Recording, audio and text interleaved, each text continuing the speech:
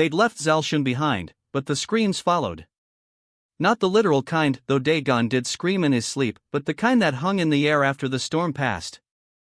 The Kestrel had jumped 3 systems deep into Hessari territory, cloaked beneath the decaying asteroid belt. Every sensor was passive. Every light dimmed. Still, the crew felt eyes on them. Not just Hessari. Something older. Hungrier. Vox leaned over the console. Signal ghosting in the mid-band. You seeing this? Sarah frowned. Noise? Maybe. But it's repeating. Every 6.4 seconds. Like a heartbeat. Clint stirred from the rear module, his armor shedding coolant as it powered down. Could be a warning system.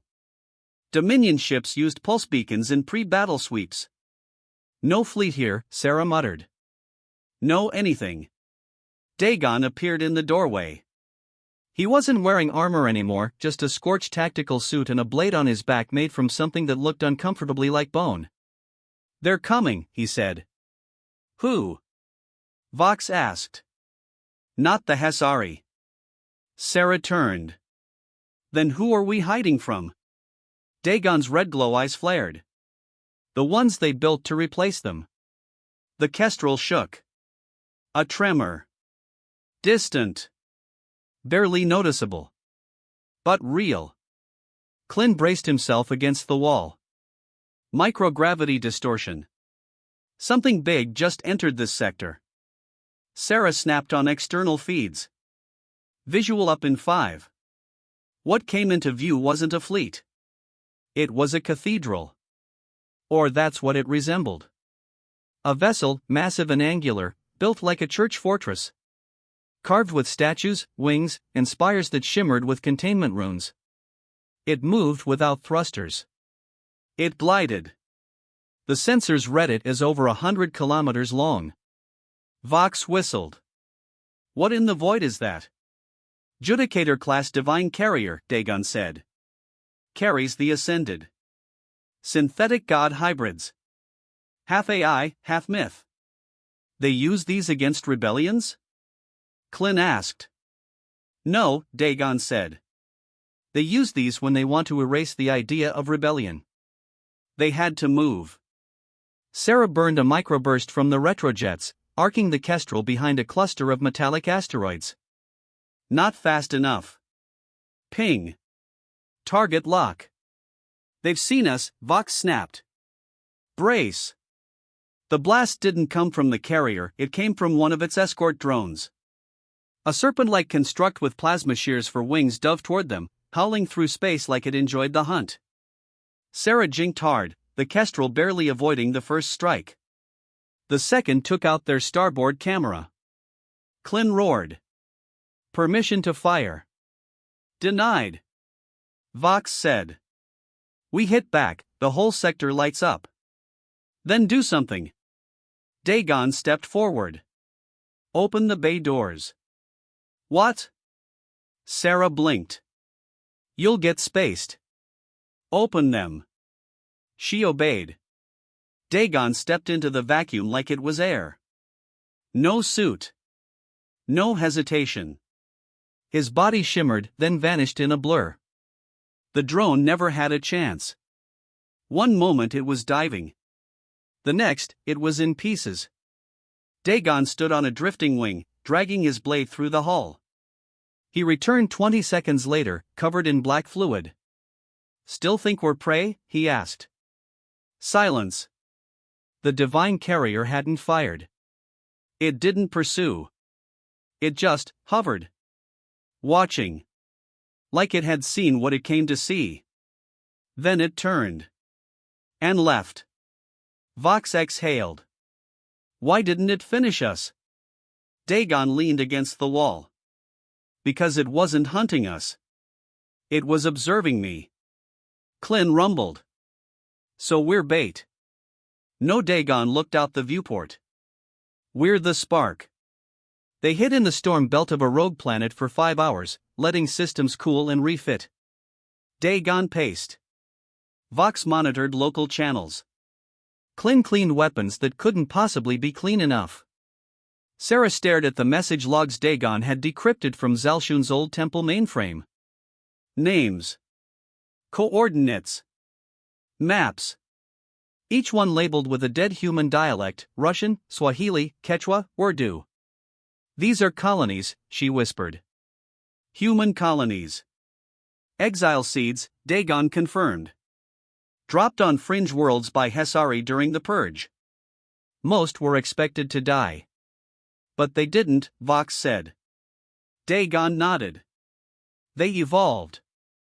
A new objective emerged. They had to warn them. Rally them. Bring the old blood back together. Klin pointed to a world circled in red. This one's closest. Juno's Wake. Sarah set course. Let's wake the dead. Juno's Wake wasn't on any maps. A dead rock in a radiation belt. Except it wasn't dead. As they approached, signals burst from the surface, encrypted, aggressive, layered with false echoes. Someone's home, Vox said. A voice broke through. Guttural. Old Earth Spanish. Identify or be fired upon. You are entering the shield of a sovereign world. Sarah responded. UN code clearance 4-9 beta. Bloodline clearance, Terranborn. We're not Hessari. Pause. Then. Land at Beacon Delta. And don't try anything cute. The surface was a warforged wasteland. Defensive cannons. Shield spires. Trenches carved into bedrock. But behind it all, human faces. Scarred, wary, but unmistakably ours. They were met by a man in full pressure armor and a bionic jaw. He looked at Dagon, then at the rest. You brought a dead man to our gates. He's not dead, Sarah said. Worse, the man growled. He's my brother. No one spoke as the man stepped forward, the dust of Juno's Wake swirling around his boots like the memory of forgotten wars. Dagon didn't flinch. Hello, Amon. The man with the bionic jaw glared. You shouldn't be alive. I'm not, Dagon replied. But I remember enough. Amon's laugh was bitter. They rebuilt you with void code and hellfire. You shouldn't remember anything. I remember Earth, Dagon said. I remember you. Amon turned away. Get them inside. Before the radiation storm peels them apart. Juno's Wake wasn't just a hidden colony. It was a fortress state. Buried beneath the irradiated crust were hangars, databanks, weapon forges, and bunkers older than most of the crew had ever seen. Children played in armored tunnels. Elders taught tactics in oxygen gardens. It wasn't just survival. It was preparation. They were waiting, Vox muttered. Training, Klin corrected, watching a drill squad file past. For war. Inside the command chamber, Amon stood before a holographic star map, one now updated with the coordinates Dagon had brought. You found them, he said flatly. The rest of the bloodlines. Not all, Dagon replied. But enough. Sarah stepped forward. We need to unite them. Before the Ascended burn the rest. They won't follow a ghost, Amon said. Or a myth. They need proof. They need a victory. Klin rumbled. Then we give them one. Amon looked up. You have a target? Dagon nodded. Azarek's Gate. A star forge the Hessari used to manufacture Dominion frames and Ascended husks. We hit it, we don't just cripple production, we make a statement. Amon hesitated. Then, you'll need the Phoenix codes. Silence. Those were lost, Vox said. Not lost. Amon looked at Dagon. Buried. With him. Dagon closed his eyes. Then let's dig. The coordinates led them to the ruins of a battle site orbiting a dead gas giant. A field of wreckage spanned 200 kilometers, shattered ships, skeletal husks of mechs, and the frozen corpses of fallen warriors. This was no ordinary battlefield. This is where they killed you, Sarah whispered. No, Dagon said. This is where I became what I am. They descended into the core of an old Terran dreadnought, split in half like a broken ribcage. Inside, automated defenses still twitched. Echoes of war still whispered. But at the heart of it was a chamber locked by blood and code. Dagon approached. The door hissed. The system scanned him. Error, host terminated. Then. Recognition override, Phoenix protocol. The vault opened. Inside were memory shards, weapons etched with nanolith runes, and a stasis crystal pulsing with heat. The core of my old frame, Dagon murmured. It remembers everything. Including the codes. He took it. They didn't return to Juno's wake. They summoned it. Amon's fleet launched from the planet's crust, joined by 5 more bloodline colonies they'd quietly contacted over encrypted relays. Each had survived. Each had trained. Each had burned for a chance to strike back. Over 100 Terran vessels dark-jumped toward Azarex's gate. Among them, the Kestrel, leading the charge. Azarex's gate hung like a god's anvil in orbit around a blue hypergiant. A construction hive of impossible scale. It birthed war machines. It reprogrammed stars. It sang in machine tongues. Defenses? Sarah asked. Massive, Vox said. But we're not going in through the front. Klin cracked his neck. We going in loud? Dagon smiled. We're going in human. The battle began with silence. 100 ships coasted in using the magnetic wake of a passing asteroid field. Their hulls cooled, their systems dark. They looked like debris. The gate didn't see them. Until the first strike. EMP warheads detonated across the field. Drones blacked out. Shields dropped. Then the Terran fleet ignited. Railguns. Plasma arcs. Boarding pods. The Kestrel dove straight into the hive's underbelly, carrying Dagon and Klin on a surgical breach run. They punched through. Inside was chaos. Ascended guards, towering, divine-faced machines, descended from hovering altars. Klin took 2 down with his grav hammer before being buried in collapsing debris. Go, he roared. Dagon ran. He reached the core. The forge heart. He drove the stasis crystal into the main interface. It recognized him. Then it screamed. The AI at the center tried to fight it. But Phoenix code was older. Deeper. More human. Dagon whispered, "This is for Earth."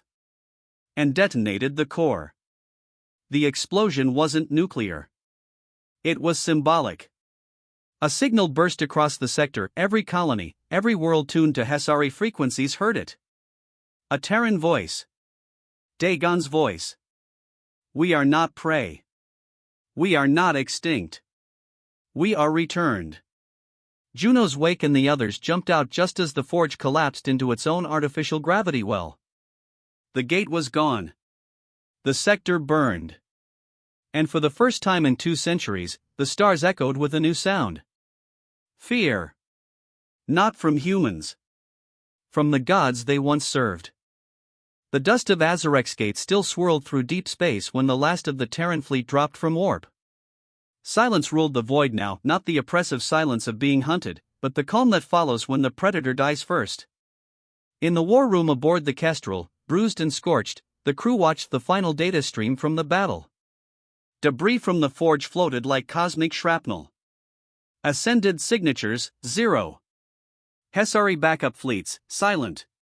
1 star gone dark. 100 colonies lit up. They'll come for us, Vox said. Sooner or later. Yes, Dagon replied. But not the same way. He stood taller now. Not just as a warrior reborn, but something else, something more human than even before. No longer an echo. Not a ghost. A symbol.